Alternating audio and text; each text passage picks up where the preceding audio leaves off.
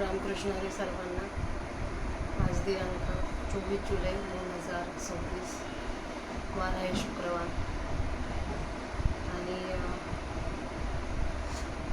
आज आपलं 18व्या अध्यायातल्या शेवटच्या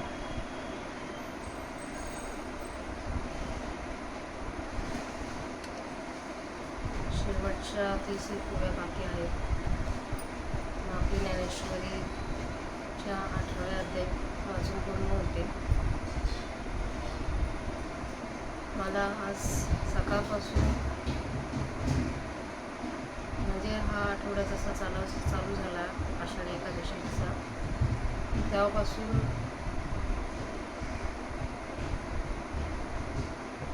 काही गोष्टी सुटणार हातातून. कायमस्वरूपी काही गोष्टी म्हणजे रोज उठून आपल्याला पुढच्या 10-50 वाजायच्या पुढचे अध्याय कंप्लीट करायचे.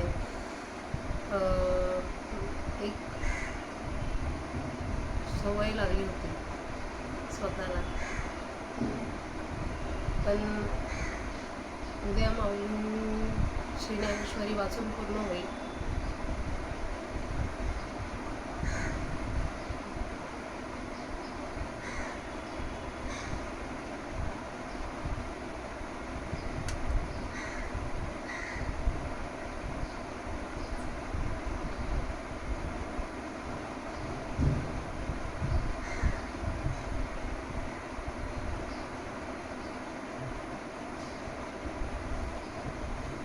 आषाढी एकादशीच्या दिवशी पांडुरंगाला सगळे लोक जात असतात. म्हणजे बहुतेक महाराष्ट्र पंढरपूरला जातोच महाराष्ट्रात खूप लोक. इव्हन कर्नाटकावरून लोक येतात. ह्यावेळेस तर लंडनवरून दिंडी आली. तर तेही जे पांडुरंगाबद्दलची ओढ आहे लोकांची, त्याच्यामुळेच तर लोक जातात.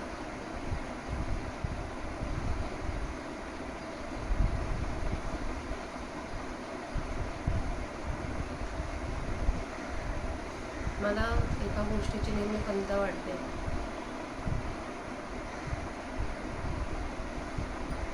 मी कित्येक वर्ष झालं, म्हणजे लहान आम्ही शाळेमध्ये असताना आम्हाला वर्षातून एकदा पप्पा त्यांच्या मित्रांसोबत टेम्पोमधून एक ट्रिप काढायचे. म्हणजे सगळे काळूबाई वगैरे, जेजुरी, काळूबाई आणि पंढरपूर अशी 3 ठिकाणे ठरलेली असायची. 2 वेळा गेलो आम्ही त्या ट्रिपला. पण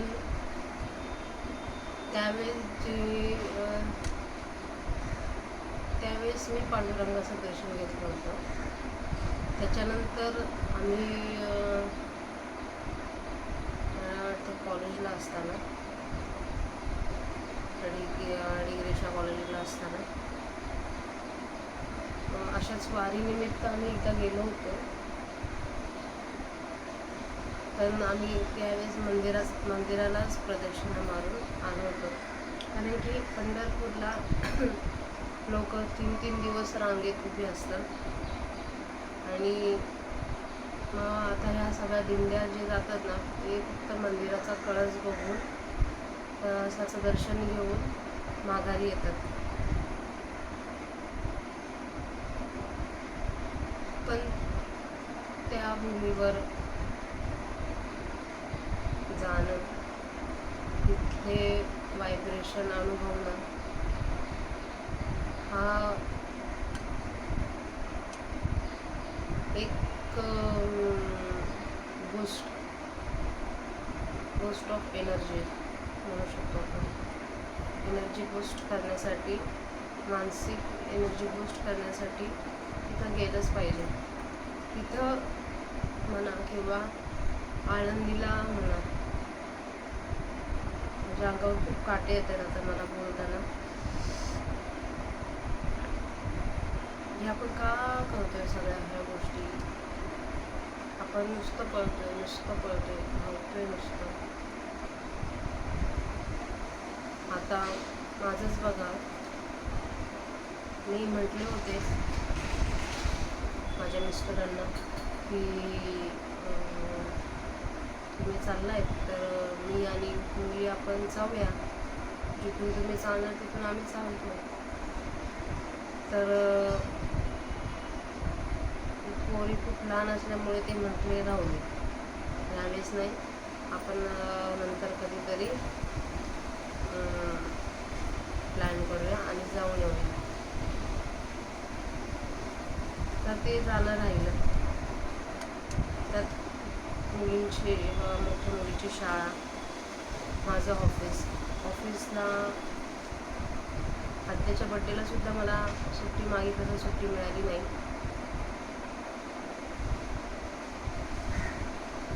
ही सगळी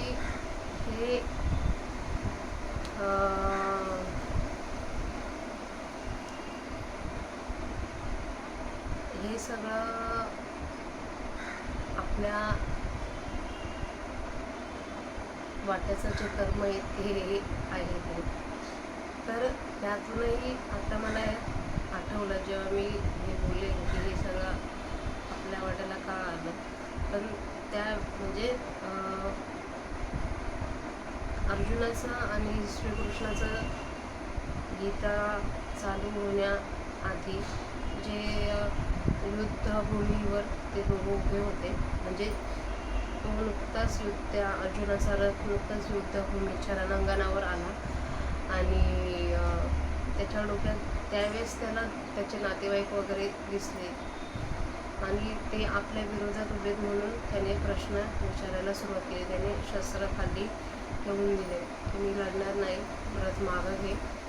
आणि श्रीकृष्ण सारथी होता, रथ मागं घे आणि मला माझ्या जवळच्या माणसाच्या अपोजिट उभं राहायचं नाही. म्हणून जी गीता चालू झाली ती 700 श्लोक भगवान श्रीकृष्णाने अर्जुनाला सांगितले. त्यातून मध्ये एक श्लोक होता, कर्मण्यवाधिकार असते मा फलेषु कदाचन. कर्म करत राहायचं. ते कर्म करत असताना जसा अर्जुनाच्या सोबत श्रीकृष्ण होता तसा आपल्यासोबत आपला पांडुरंग परमात्मा आहे, आपले माऊली आहेत. पांडुरंग परमात्मा आणि श्रीकृष्ण हे काही वेगळे नाही आहेत. जसं आवर्तनं असतात युगानुसार तसं पहिलं रामाचं राज्य होतं, नंतर श्रीकृष्णाचं द्वापार युग, नंतर मग पांडुरंग परमात्मा. असं की देवाने प्रत्येक वेळी स्वतःचा अवतार चेंज करत, परब्रह्मस्वरूप एकच पण वेगवेगळ्या युगांमध्ये वेगवेगळ्या बाह्य अवताराने ते प्रगट झाले. स्वामीसुद्धा एकच, दत्तगुरू एकच, सगळे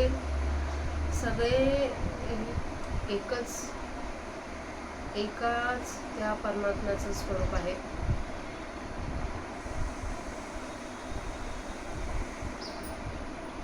मग ते आपल्यासोबत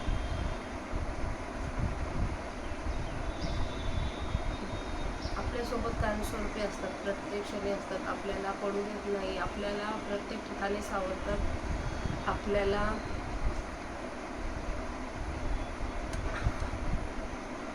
कोलमडून देत नाही.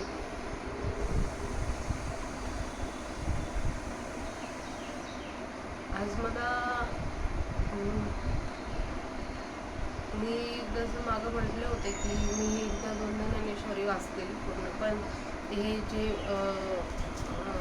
रिमाइंडर असतात हे मध्ये ठेवलेले, त्याच्यावरून मला कळलं की मी शेवटच्या अध्यायापर्यंत कधी आले नव्हते वाचत. म्हणजे 15 अध्याय पूर्ण झालेले किंवा काही वेळेस 12वा अध्यायापर्यंत आलेले. तर आज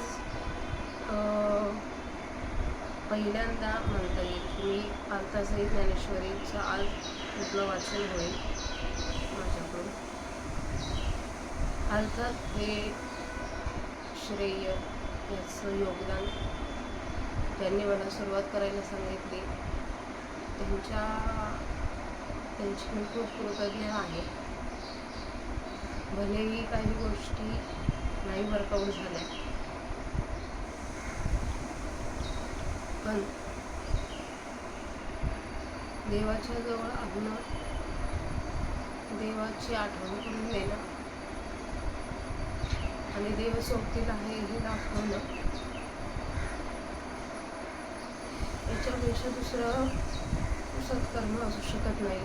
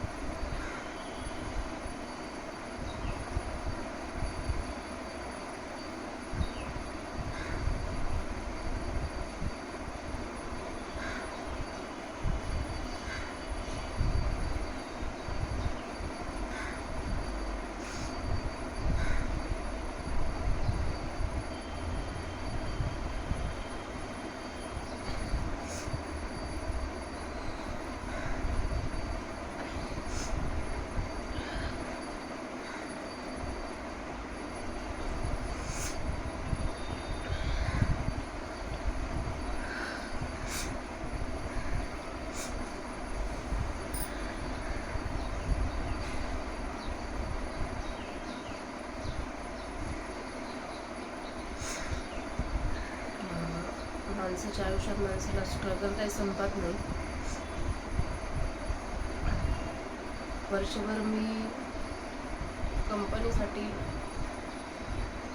माझी पर्सनल लाईफ खूप सॅक्रिफाईस केली, पण मी फळाची जास्त अपेक्षा केली, त्याच्यामुळं मला आता हर्ट होत आहे.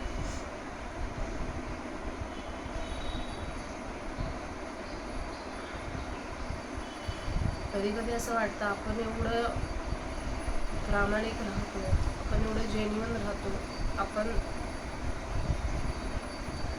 सगळ्या गोष्टी खूप मनापासून करतो, पण त्याचं फळ आपल्याला ते जसं आपल्याला वाटतं तसं मिळत नाही. कदाचित त्याचा प्लॅन वेगळा असू शकतो, त्याच्यावर पूर्ण विश्वास ठेवायचा आणि चालत राहायचं, हेच ठरवलं आहे ना.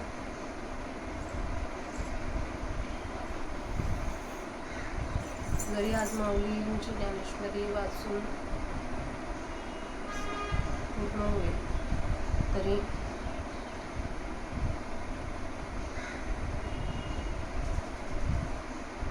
नंतर मला जरी ज्ञानेश्वरी वाचायला वेळ नाही मिळाला तरी माऊली माझ्यासोबत असतील.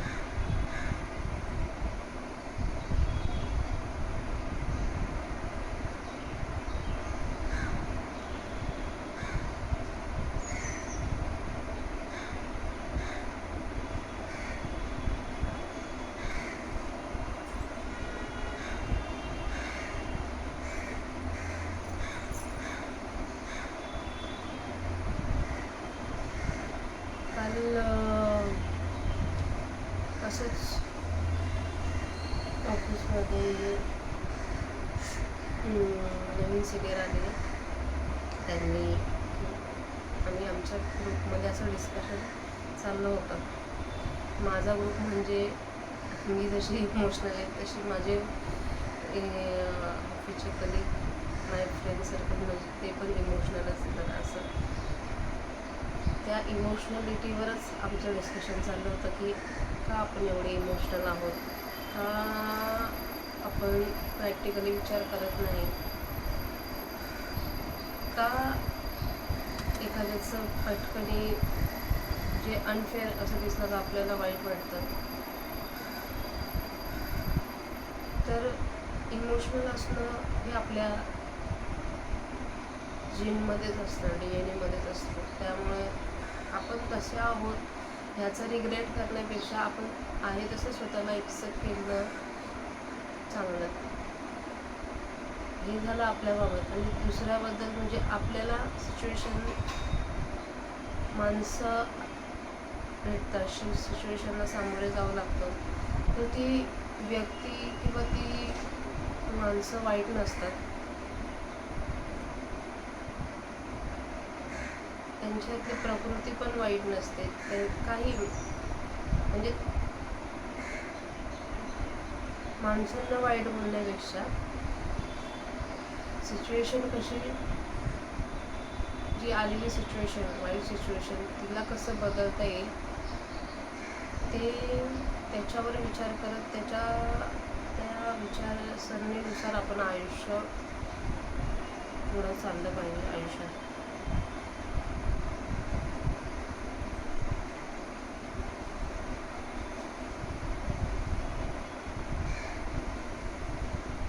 माणसं जशी आहे तसं माणसांना एक्सेप्ट करायचं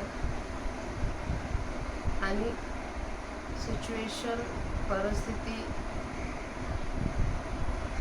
परिस्थितीशी सामोरे जायचं, परिस्थितीला बदलायचा प्रयत्न करायचा.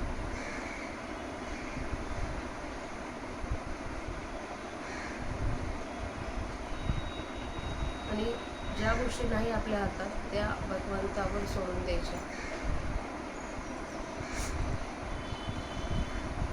तुमचं करता आणि करवेता आपण म्हणतो गणपती बाप्पाला,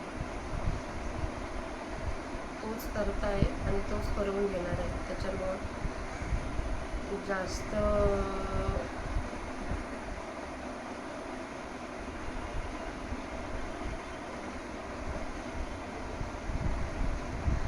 मी काहीतरी खूप चांगलं लिहिलं आहे, त्याच्यामुळे ह्या आयुष्यात या फेजला सामोरे जावं लागत असेल आपल्याला, प्रोफेशनल म्हणा किंवा पर्सनल म्हणा. काय चांगलं आहे काय वाईट माहीत नाही, पण रोज देवाचं चिंतन करा, नामस्मरण करा. ते नामस्मरण तुम्हाला सगळ्या गोष्टींमधून तरुण घेऊन जाईल. सो मला ना आता पुढचं वाचायचं एकदम भरून येते. मला असं वाटते मी नाही वाचायला पाहिजे आज, मी थांबलं पाहिजे इथंच, पण अर्धवट ज्ञानेश्वरी वाचून होईल असं वाटते मला ते. त्याच्यामुळं मी वाचायला सुरुवात करते. माऊलींनी आता असैदानाचा अर्थ ह्या वाचनामध्ये सांगितला आहे, तो आता बघूया आपण एका ओळीने.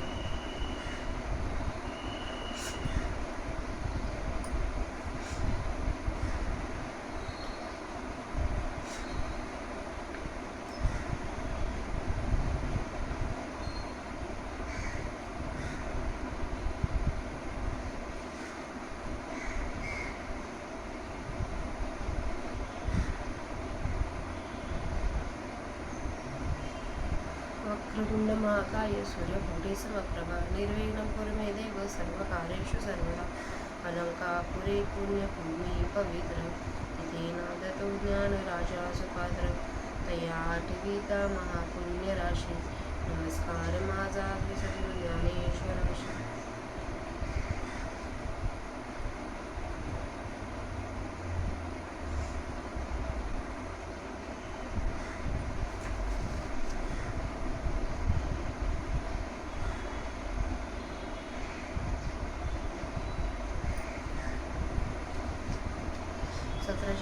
पासून आपण वाचूया.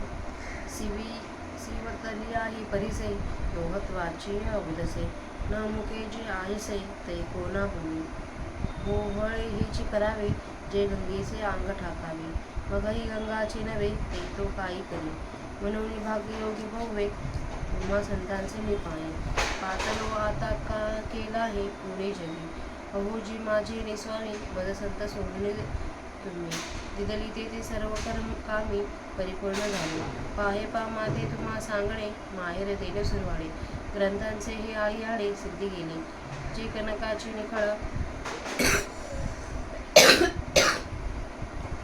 कौतु येई भूमंडळ चिंतारत्ने कुळाचळ निर्मू येती सांताही हो सागराते सोपे बलिता अमृते दुवाळनो ही ताराते चंद्र करिता कल्पतरुचे आराम नाविता नाही विषम परिगीताचे वर्म निवडू नये तो मी ऐकू सर्व मुका, बोलून मराठी या भाका, करी डोळेवरी लोका, हे होय ऐसेजी. हा ग्रंथ सांगरू एवढा, उतरोली पैलकडा, कीर्ती विजयाचा झेंडा नाचे झोका. गीतार्थाचा आवारू, कलशेसी महामेरू, रचुनी माझी श्रीगुरु लिंगजे पूजे. गीता निष्कपट माये, चुकोनी ताने इंडेजे वाया. ते माया पोता भेटी होय, हा धर्म तुमचा. तुम्हा सज्जनांचे केले, आकळणीची मी बोले. ज्ञानदेव म्हणे थेकुले, तैसे ते नव्हे. काय बहु बोलू सकळा, मिळविले जन्मफळा. ग्रंथसिद्धीचा सोहळा, दाविला जुळावा. मिया जैस जैसी आशा, केला तुमचा भरोसा. ते पुरवणी जी बहुसा, आणिलो सुखा. मज लागी ग्रंथांचा स्वामी, तुझी सृष्टी जे ही केली तुम्ही. ते पाहुणी हा स्वामी, विश्वामित्रादेवी. जे असोनी त्रिशंकु दोषे, धातयाही अनावे ओसे. ते नासते की जे की ऐसे निर्मावे नाही. शंभू मनुचे निमोहे, क्षरसागरे केला आहे. येथ तोही उपमे नोहे, जे विष गर्भकी. अंधकारो निशाचरा, गिळिता सूर्य चराचरा. धावा केली तरा खरा, तरी खरा तावुनी कीतो. तातली या जगा कारणे, चंद्र वेसिले चांदणे. तया सदोखा दे केवी म्हणे, सारखे हे. म्हणून तुम्ही मदसंती, ग्रंथरूपी जो हा त्रिजगती. उपयोग केला तो फळती, निरुपम जो. किंबहुना तुमचे केले, धर्म कीर्तन हे सिद्धी गेले. येत माझे जीवरले, पायिक पण. प्रसायदानाला सुरुवात होत आहे. प्रसायदानाला आता विश्वात्मके देवे, येणे वाक्यज्ञ दोषावे. दोषोनी मज द्यावे, बसाय दानहे. जे खळांची वैकंठी सांडो, तया सत्कर्मरती वाढो. भूता परस्परे पडो, मैत्र जीवांची. दुरिताचे तिमिर जाओ, विश्वस्वधर्म सूर्य पाहो. जो जे वांछिलो तो ते लाहो, राणी जात. वर्षत सकळ मंगळी, ईश्वर निष्ठाची मांदी आहे. अनवरत भूमंडळे, भेटतू होता. चला कल्पतरूंचे आरव, चेतना चिंतामणींचे गाव. बोलते जे अर्णव पियुषाचे, चंद्रमेचे अलांछन, मातंड जेता प्रेम. ते सर्वे सदा सज्जन, सोदरी होतो. किंबहुना सर्व सुखी, पूर्ण होईन ते लोभी. म्हणजे जो आदिपुरकी अखंडित, आणि गर्भोपजीवी विशेष लोकप्रिय. दृष्टादृष्टीले होवावेची. हेत म्हणे श्री विश्वेश्वराव, होईल दान कसाव. येणे बरे ज्ञानदेव, सुखिया झाला. ऐसे युगी परी कळी, आणि महाराष्ट्र मंडळी. श्री गोदावरीच्या फुली, दक्षिणेली. त्रिभुवनेक पवित्र, अनादि पंचकोश क्षेत्र. चेत जगाचे जीवसूत्र. श्री महालयासे, तेथ यदुवंश विलासू. जो सकळ कळा निवासू, न्यायाते पोषिक्षितोषु. श्रीरामचंद्र तेथ महेशान्मय संभूते. श्री निवृत्तीनाथ सुते, केले ज्ञानदेवे गीते, देशी कारलेले. एवं श्री भारताच्या गावी, विश्वनाम प्रसिद्ध परवी. श्रीकृष्ण अर्जुन बरवी, मोठी जे केली. जे उपनिषदांचे सार, सर्व शास्त्रांचे माहेर. परमहंसी सरोवर सेविचे, ते गीतेचा कलशू. संपूर्ण हा अष्टादशू, म्हणे निवृत्ती दासू ज्ञानदेव. पुढती पुढती पुढती, या ग्रंथ पुण्य संपत्ती. सर्व सुखी सर्वभूती, संपूर्ण होईचे. शके 1212 ते टीका केली ज्ञानेश्वरे. सच्चिदानंद बाबा आदरे, लेख तुझा.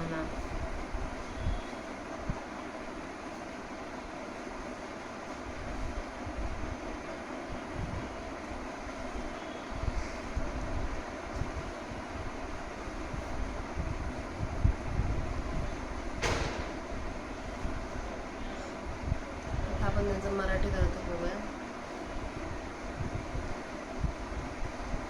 परिसाचा स्पर्श झाला असताही लोखंडपणाचा. हिंद दशेला जर लोखंड मुकले नाही तर तो दोष कोणाला. ओहाळाने करावे की गंगेच्या प्रवाहाला जाऊन मिळावे. मग ते देखील गंगाच झाला नाही तर त्याने काय करावे. म्हणून मोठ्या भाग्याने मी तुम्हा संतांच्या पायाजवळ प्राप्त झालो असता. मला जगामध्ये उणे कोठे आहे. अहो महाराज, माझ्या स्वामींनी मला संतांची प्राप्ती करून दिली. त्या योगाने मी सर्व बाबतीत परिपूर्ण झालो. पहा की मला तुम्हासारखे माहेर आहे. त्या योगाने हा माझा ग्रंथाचा हट्ट सुखाने सिद्धीस गेला. महाराज, सर्व पृथ्वी शुद्ध सोन्याची करता येईल अथवा 7 मोठमोठ्या महेंद्रादी पर्वताप्रमाणे चिंतामणी रत्नाचे डोंगर निर्माण करता येईल. 7ही समुद्रांना अमृताने भरणे सोपे आहे. ताऱ्यांचे चंद्र करणे कठीण नाही.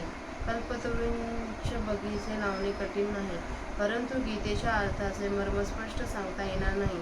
तो गीतार्थ मी एक सर्व प्रकाराने मुका मराठी भाषेत सांगून लोकांनी डोळ्यांना घेता येईल असा जो करतो, हा एवढा अफाट ग्रंथरूपी सागर उतरून पलीकडे गेल्याचा कीर्तिविजयाचा धेंडा जो नाचतो, गीतार्थाच्या आवारात 18वा अध्यायरूपी कळसासह महामेरू पर्वत तयार करून त्या ठिकाणी श्री गुरुमूर्तीची शिवपिंडीची मी पूजा करीत आहे.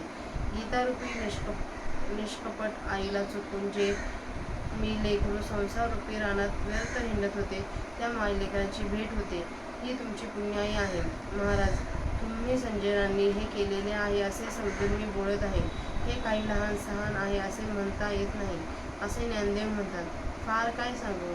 जो हा तुम्ही ग्रंथसमाप्तीचा आनंददायक सोहळा दाखविला, त्या योगाने माझ्या संपूर्ण जन्माचे फळ मला प्राप्त करून दिले. महाराज, मी जी जी आशा करून धरून तुमच्याविषयी खात्री बाळगली, ती सर्व पुरी करून आपण मला सुखी केलेत. महाराज, माझ्याकरिता तुम्ही जी ग्रंथांची दुसरी सृष्टी केली, तिच्याकडे पाहून आम्ही विश्वामित्राला देखील हसू. कारण की मूळची सृष्टी असून ब्रह्मदेवाला कमीपणा आणण्याकरिता व त्रिशंकू राजाच्या हेतूने केलेली ती सृष्टी नाश पावणारी होती. ही ग्रंथरूपी सृष्टी अशी नाश पावणारी तुम्ही केली नाही. शंकरांनी उपमन्यूच्या लोभाने क्षीरसागर देखील केला, पण तोही तेथे उपमा देण्यात योग्य होत नाही. कारण की त्याच्या पोटात विष आहे. अंधकाररूपी निशाचर चराचराला गिळत असता सूर्याने चराचराला त्या ठिकाणी सुटण्यात मदत केली खरी, परंतु ती जगाला ताप देऊन संतप्त झालेल्या जगाकरिता चंद्राने आपल्या चांदण्याला देखील उपयोग करून दिला. हे खरे, पण त्या कलंकयुक्त चंद्रासारखे हे आहे असे कसे म्हणता येईल. महाराज, म्हणून संतांनी माझ्यावर कृपा करावी. माझ्यावर जो हा ग्रंथरूपी उपकार केला, तो पुन्हा पुन्हा विचार केला असता त्रैलोक्यात निरुपम आहे असे दिसते. महाराज, फार काय सांगावे. तुमच्या कृपेने झालेले हे केलेले हे धर्माचे व्याख्यान शेवटला गेले. या ठिकाणी माझा काय तो फक्त सेवकपणाच उरला. आता विश्वरूपी देवाने या वाग्यज्ञाने संतुष्ट व्हावे व संतुष्ट होऊन मला असे पसायदान द्यावे.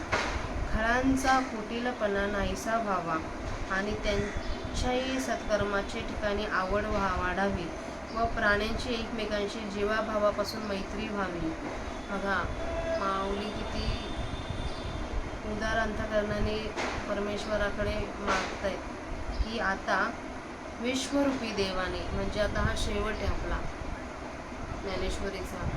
आता हा शब्द आपण कधी वापरतो, म्हणजे आता मी आता जात आहे, म्हणजे आत्ता काय करत आहे हे दाखवण्यासाठी पण आत्ताच यूज करतो. आणि जेव्हा आपली निर्वाणीची वेळ असते, म्हणजे कशाचा तरी शेवट असतो, त्यावेळेस म्हणतो आता आमचा रामराम घ्यावा असं आपण म्हणतो. तर तो जो आता आहे, त्यावेळेस आता माऊली देवाकडे मागणं म्हणतात की आता हे विश्वरूपी देवा, ह्या वाग्यज्ञाने संतुष्ट व्हावे.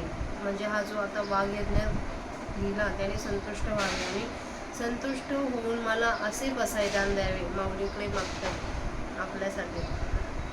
खळांचा कुटीलपणा नाहीसा व्हावा, म्हणजे जे खळ म्हणजे वाईट प्रकृतीचे जी माणसं आहेत, त्या माणसांचा कुटीलपणा नष्ट व्हावा. त्यांची सत्कर्माच्या ठिकाणी आवड वाढावी. त्या लोकांची त्यांच्यातली वाईट दुर्बुद्धी निघून जाऊन त्यांच्यात सद्बुद्धी येऊन त्यांच्याकडून म्हणजे त्यांना सत्कर्माची आवड वाढावी आणि प्राण्यांची एकमेकांची जीवाभावापासून मैत्री व्हावी.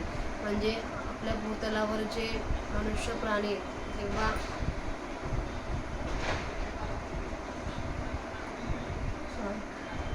जे आपले प्राण्यांची एकमेकांशी जीवाभावापासून मैत्री व्हावी. म्हणजे मैत्री प्रत्येकाने असा एकमेकांशी वागताना मैत्रीच्या सलोख्याने वागलं पाहिजे, त्यांच्यात मैत्री व्हावी. पापाचा अंधार जावा, हे लोकांकडून जे काही पाप झाले त्या पापाचा अंधार निघून जावा. जे आधी आत्तापर्यंत आपल्याकडून जी पापं झाली ती निघून जावी, ती क्लिअर व्हावी, ती समूळ नष्ट व्हावी. तो पापाचा अंधार जाऊन आणि स्वधर्मरूपी सूर्याचा उदय व्हावा. ह्या पृथ्वी तलावर स्वधर्मरूपी सूर्याचा उदय व्हावा. स्वधर्मरूपी म्हणजे आपला जो धर्म आहे, जो आपल्याला देवाने आपल्याला त्या धर्मात टाकले, म्हणजे हिंदू धर्म. असं जातीवातीवरून नाही, पण मनुष्य प्राण्याचा, क्षत्रिय जे जे वर्ण आहेत, म्हणजे काय ब्राह्मण, क्षत्रिय, वैश्य, शूद्र, ह्या 4 वर्णामध्ये त्या धर्मा त्यांचा प्रत्येकाचा एक वेगवेगळा धर्म आहे. त्या धर्मानुसार माणसाला वागण्याची बुद्धी यावी. म्हणजे सूर्यरूपी स्वधर्माचा उदय व्हावा, असं त्याचा अर्थ माऊलीने दिला. प्राणी मात्रात जो जे इच्छिल ते त्याला प्राप्त व्हावे. या सर्व विश्वातील प्राणी मात्र, मनुष्य, जीव, जंतू, म्हणजे एव्हरीथिंग विच हॅज लाईफ, झाडं, पशु पक्षी, सगळे, त्या सगळ्यांना ते जे मागतील ते मिळवले. प्राणीमात्रात जो जे इच्छिल ते त्याला प्राप्त व्हावे. संपूर्ण कल्याणाचा वर्षाव करणाऱ्या ईश्वर निष्ठाचे समुदाय या भूतलावर निरंतर सर्व प्राण्यांना भेटून. म्हणजे कल्याण, ईश्वरूपी कल्याण, म्हणजे आपण देवाकडे मागतो ना की देवा भलं कर, देवा आमचं कल्याण कर, देवा आमचं रक्षण कर. तर ते आपलं कल्याण कर म्हणजे काय, आपलं चांगलं कर. तर सगळ्यांचं कल्याण करणाऱ्या ईश्वर निष्ठांचे समुदाय, जे ईश्वराशी निष्ठ असतात, ईश्वर निष्ठांचे समुदाय म्हणजे आपण आता इथं म्हणू शकतो की आपल्याला आध्यात्मिक गुरु भेटतात, किंवा जे काही परमार्थ खूप मनापासून एक निष्ठेने घालतात, त्यांच्यात जे गुरुत्व त्यांना लाभतं. त्याच्यामुळे आपल्यासारखी सामान्य मंडळी त्यांना गुरु म्हणून स्वीकारतो. आणि ती जी ईश्वरनिष्ठ समुदाय आहे ती त्या यादीमध्ये समाविष्ट होतात. मग त्या लोकांकडून आपल्यासारख्या प्राण्यांना ती निरंतर भेटो अशी माऊलींनी प्रार्थना केली. म्हणजे आपलं कल्याण करण्यासाठी आपल्याला गुरु भेटावेत आणि त्या गुरूंच्या मार्फत आपलं सर्व चांगलं व्हावं. आपण ईश्वर निष्ठेमध्ये अधीन होणं, यासाठी गुरु भेटावे प्रत्येकाला. चालणाऱ्या कल्पतरूंचे बगीचे, म्हणजे बघा कल्पतरू म्हणजे काय, आपण त्या कल्पतरू हा एक हे झाड आहे की आपण जे कल्पना करतो ती अस्तित्वात आणणं, ते त्या झाडाचं वैशिष्ट्य असतं. कल्पतरूचे बगीचे व्हावे, चालणाऱ्या कल्पतरूंचे बगीचे व्हावे. म्हणजे आपल्यासारख्या माणसांसाठी कल्पतरू कुठेही असू शकतो, आपल्यासोबत चालत असू शकतो, की आपण जे म्हणतो ते साक्षात घडावं. चालणाऱ्या कल्पतरूंचे बगीचे व्हावे. म्हणजे प्रत्येक ठिकाणी माणसं जिथं जिथं जातील तिथं ती बगीचे असले पाहिजेत कल्पतरूंचे. सजीव चिंतामणींचे गाव, बघा माऊली किती मोठ्या अंधकाराने पांडुरंगाकडे विठ्ठलाकडे प्रार्थना करतात. सजीव चिंतामणींचे गाव. चिंतामणी पण जे आपल्या मनामध्ये आपण चिंतन करतो ते त्याला साक्षात्व देणं हे त्या चिंतामणीचं काम असतं. तर म्हणजे मनात जे इच्छा येईल त्या पूर्ण करणं हे ते चिंतामणीचे काम असतं. हे सजीव चिंतामणींचे गाव म्हणजे अशा सजीव चिंतामणीच्या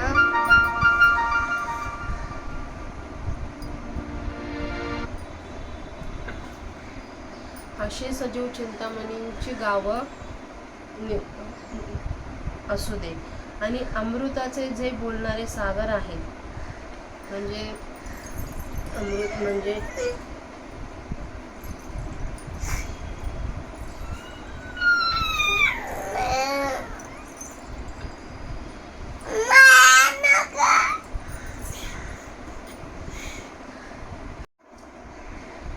सजीव चिंतामणीचे गाव निर्माण व्हावे आणि अमृताचे जे बोलणारे आहेत सागर आहेत.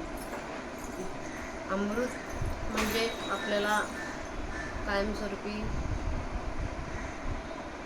जिवंत राहण्याचं वरदान म्हणजे जे अमृत, ते अमृताचे जे बोलणारे सागर आहेत ते निर्माण व्हावे. खूप अवघड आहे, मला तर जमत नाही आहे त्याचं आपल्या साध्या मराठी भाषेत त्याचा अर्थ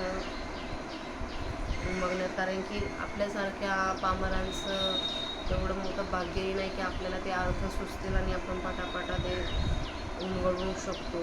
पण आपल्या अल्पमती बुद्धीनुसार मी बोलण्याचा प्रयत्न करते. नंतर जे कलंकरहित चंद्र आहेत, म्हणजे ज्या चंद्रावर डाग नाही, आपल्या चंद्रावर डाग आहे, पृथ्वीवर जो चंद्र आपल्याला दिसतो त्याच्यावर डाग आहे, पण जे कलंकरहित चंद्र आहेत व जे उष्णतारहित सूर्य आहेत ते सज्जन सर्वांना नेहमी आवडे ते व्हावं. ते सूर्य आहेत पण ते उष्णता विरहित आहेत. म्हणजे ह्या सूर्याची कल्पना माऊलींनी कशी केली आपल्या माणसांबद्दल, की सूर्याप्रमाणे तेजस्वी आहे पण उष्णता रहित आहेत. त्यांच्याशी संग केल्यावर आपल्याला त्रास होत नाही. ते सज्जन सर्वांना नेहमी आवडते व्हावेत. फार काय सांगावे. त्रैलोक्य सर्व सुखाने पूर्ण होऊन त्याने आदिपुरुषाच्या ठिकाणी अखंडित भजावे. म्हणजे हे जे त्रैलोक्य आहे ते सर्व सुखाने पूर्ण होऊ दे, सर्वांना सर्व प्रकारची सुख मिळू दे, त्याने ती पूर्णत्व त्यांना लाभू दे. त्याने आदिपुरुषाच्या ठिकाणी अखंडित भजावे. आणि आदिपुरुष आहे आपला जो सुरुवात आपल्या देव पांडुरंग परमात्मा, त्याचे अखंडित भजन करावे. आणि महाराज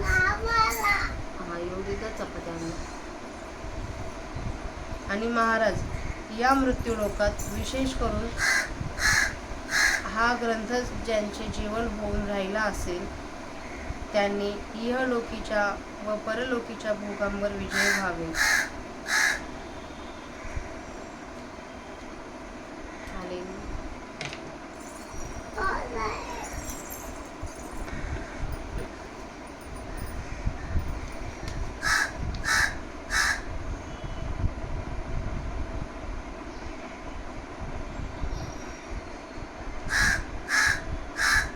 आणि महाराज या मृत्यूलोकात विशेष करून हा ग्रंथ ज्यांचे जीवन होऊन राहिला असेल त्यांनी इहलोकीच्या व परलोकीच्या भोगावर विजयी व्हावे.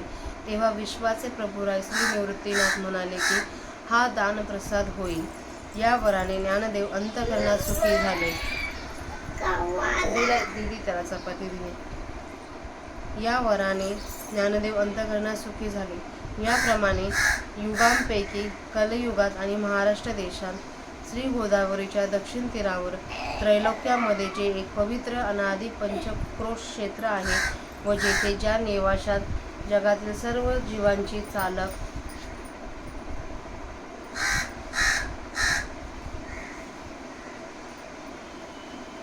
श्री महालया, श्री मोहिनीराज आहे. तेथे यदुवंशाची शोभा व सर्व कलांचे राहण्याचे ठिकाण.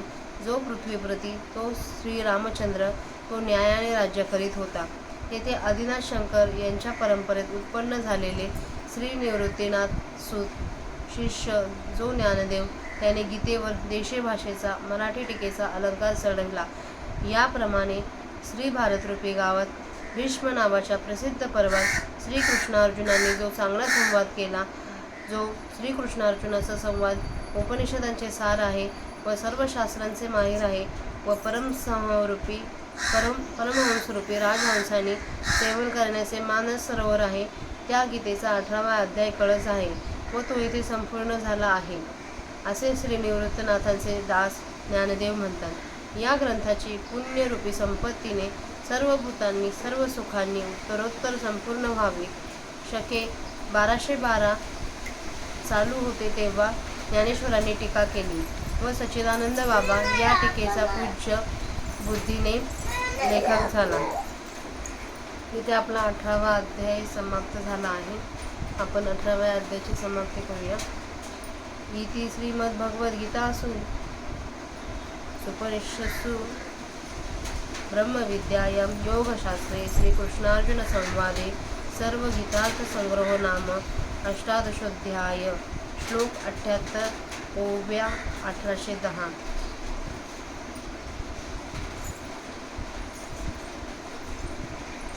श्री एकनाथ महाराजांनी ज्ञानेश्वरी ग्रंथ संशोधन केल्यानंतर ज्ञानेश्वरी संबंधाने केलेला ओव्या.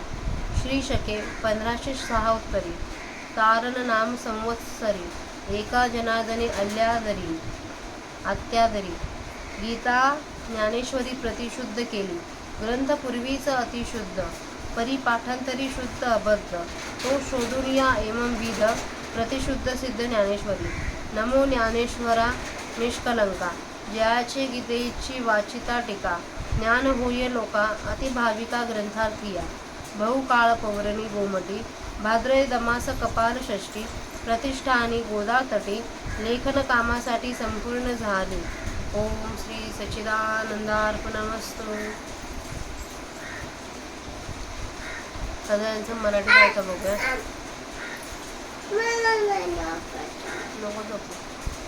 ज्ञानेश्वरी संशोधन केल्यावर श्री एकनाथ महाराजांनी ज्ञानेश्वरी संबंधाने लिहिलेल्या ओव्यांचा अर्थ. शके 1516 मध्ये तारण नाम संवत्सरात एका जनार्दनाने जनार्दन स्वामीच्या शिष्य एकनाथ महाराजांनी गीतेवरील टीका जो ज्ञानेश्वरी तिची प्रत अत्यंत पूज्य बुद्धीने शुद्ध केली. हा ज्ञानेश्वरी ग्रंथ मूळचाच अतिशुद्ध आहे, परंतु लोकांच्या पोथ्यातील पाठभेदामुळे हा शुद्ध ग्रंथ कोठे कोठे अशुद्ध झाला होता. त्याचे संशोधन करून याप्रमाणे ज्ञानेश्वरीची शुद्ध प्रत तयार केली. ज्यांची गीतेची टीका वाचली असता अतिभाविक व गीतेचा अर्थ जाणण्याची इच्छा करणाऱ्यांना गीतार्थाचे ज्ञान होते, त्या निष्कलंक ज्ञानेश्वरांना माझा नमस्कार असो. भाद्रपद महिन्यात बहुत कालाने येणारी कपिला षष्टीची चांगली पौर्णी होती. त्या दिवशी गोदेच्या किनाऱ्यावर पैठण गावी हे शुद्ध पत्र लिहिण्याचे काम पूर्ण झाले.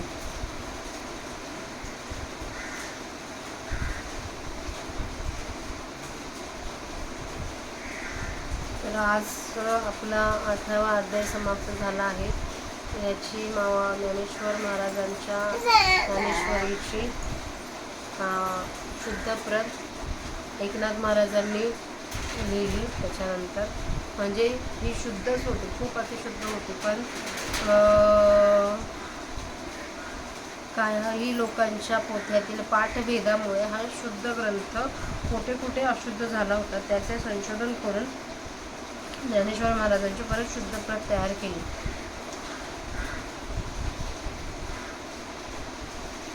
तर आता आपण मनपूर्वक एकदा माऊलींचं स्मरण करूया.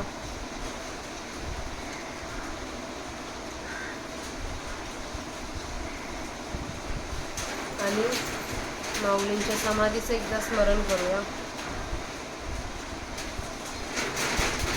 आणि हे ग्रंथरूपी पुष्प वाचून पूर्ण केल्याचं जे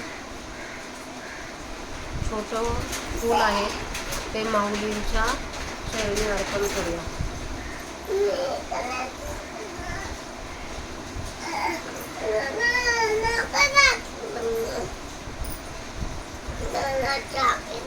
हा देते देणार. मग तू तिकडे सर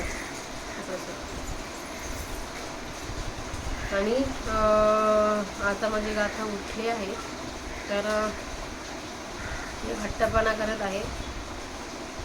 तिचा हट्टपणा थोडा कमी होऊ द्या.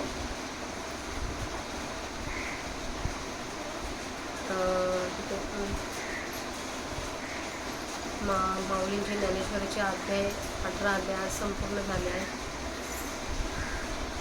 आता पसायदानही वाचून झाला आहे. झालेली ग्रंथरूपी पुष्प माऊलीच्या समाधीवर अर्पण करूया. ग्रंथरूपी पुष्पाचं पारायण माऊलीच्या समाधीवर अर्पण करूया.